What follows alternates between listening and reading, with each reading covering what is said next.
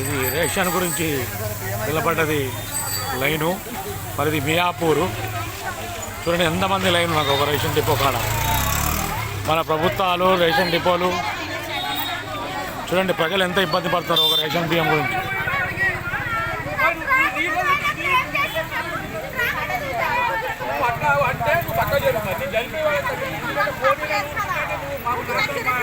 ఎంతసేపు అయిందమ్మా మీరు లైన్లో నిలబడి? ఎంతసేపు అయింది నిలబడి?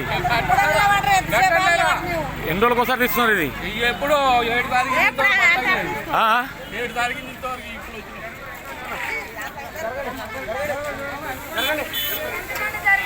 ఇది పరిస్థితి ప్రజలది.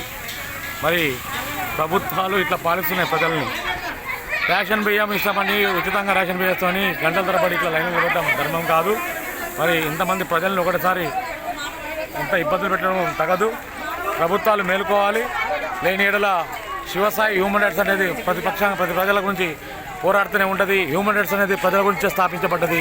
శివసాయి హ్యూమన్ రైట్స్ అనే కమిటీ ఖచ్చితంగా ప్రజల గురించే ఉంటుందని చెప్పి తెలియజెప్తూ మరి రేషన్ షాపు ఇది మియాపూర్లో మరి ఒక రేషన్ డిపో.